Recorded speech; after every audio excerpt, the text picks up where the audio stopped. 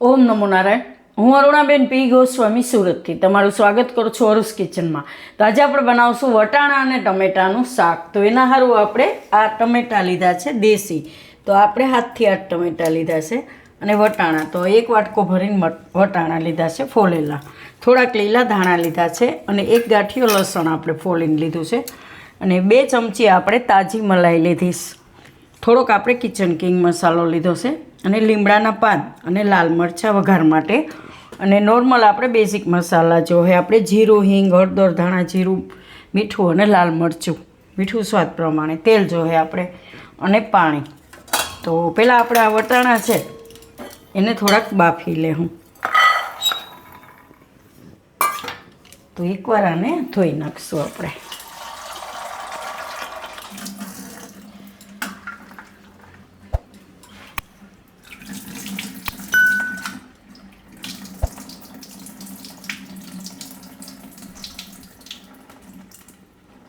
આમાં આપણે થોડુંક પાણી નાખી દેવું અને મૂકી દેવું બાફવા. તો થોડીક વાર આને 5 મિનિટ નહીં થાય. હમણાં પાણી ઉકળે એટલે થોડીક વારમાં એકદમ સરસ બફાઈ જાય વટાણા. તો વટાણા બફાય ત્યાં સુધીમાં આપણે આ ટમેટાં છે એને સુધારી લેવું.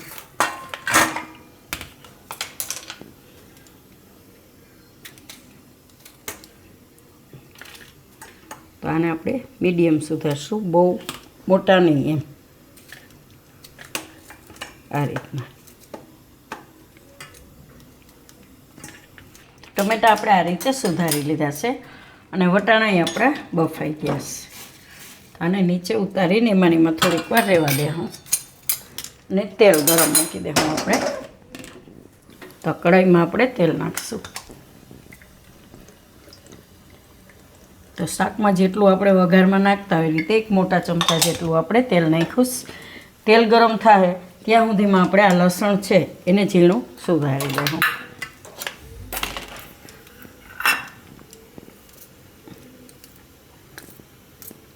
તો લસણ આપણે આ રીતે ટુકડા કરી લીધા ને તેલ આપણું હવે ગરમ થઈ ગયું છે. તેમાં આપણે પહેલાં આ લસણ નાખી દેવું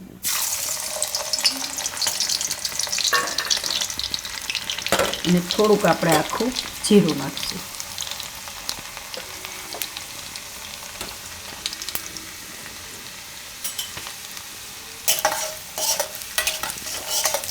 થોડુંક લસણ લાલ થવા દેવાનું.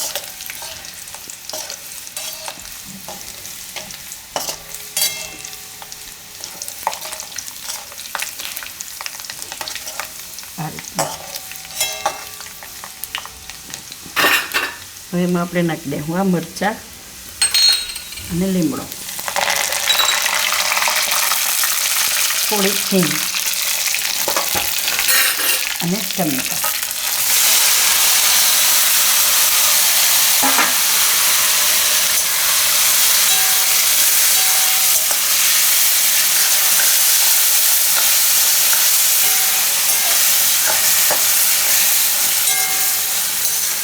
ટમેટાને આપણે પાકવા દેવું, વચ્ચે વચ્ચે હલાવતા રહેવું. તો ટમેટાં આપણે 3 મિનિટ જેવું પકાવી લીધા આ રીતના. હવે આમાં આપણે બીજા મસાલા નાખી દેવું. તો મીઠું નાખીશું સ્વાદ પ્રમાણે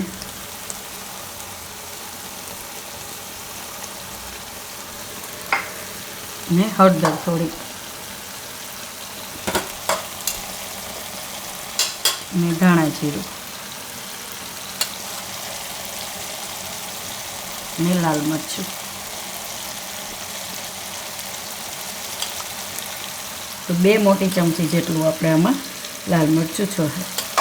આપણે આમાં તીખાશ માટે ખાલી લાલ મરચું જ વાપરીએ. મિક્સ કરી લેવાનું આ રીતે.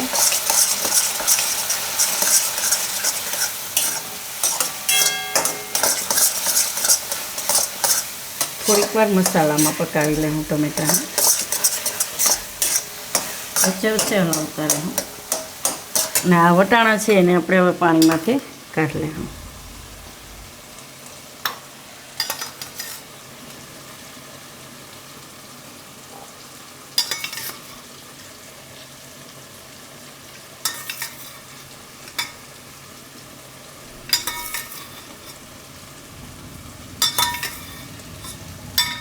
તો આ શાક તમે ભાત આયરે ખાઈ શકો અને ભાખરી પરોઠા કોઈ પણ આયરે તમે ખાઈ શકો એમ એકદમ મસ્ત લાગશે ખાવામાં.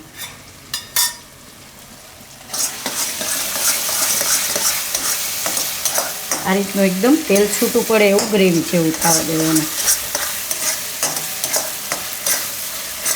હવે આમાં આપણે નાખી દેવું આ વટાણા.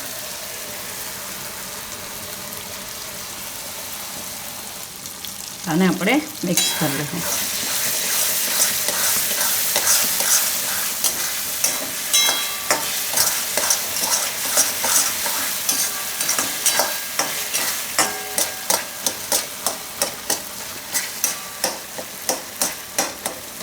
લીલા ધાણા નાખી દેવું.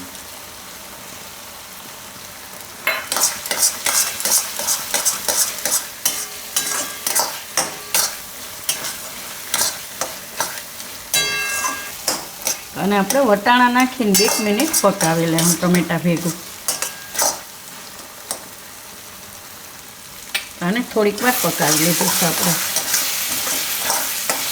હવે એમાં આપણે નાખી દેવું આ મસાલો કિચન કિંગ.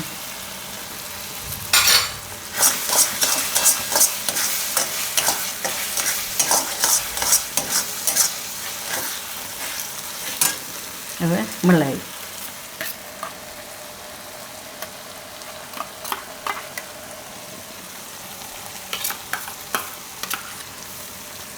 થોડીક ઉપરથી નાખીશું ગાર્નિશમાં. આને મિક્સ કરી દઈશું તો ટમેટાની ખટાશ છે એ થોડીક બેલેન્સ થાય ને એકદમ સ્વાદમાં સારું લાગશે એમ. થોડીક મલાઈ નાખીએ ને તો.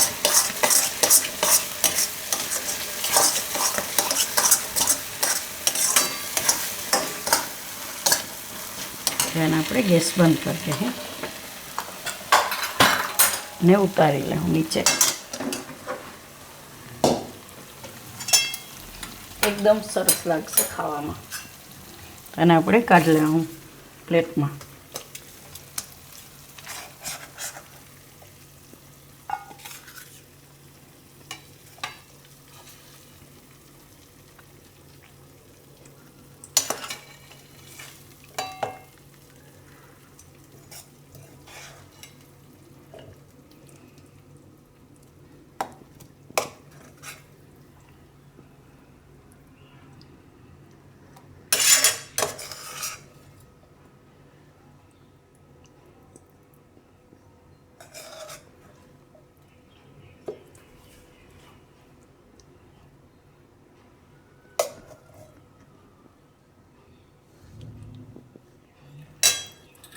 તો ઉપરથી થોડીક મલાઈ નાખશું ખાલી ગાર્નિશ માટે.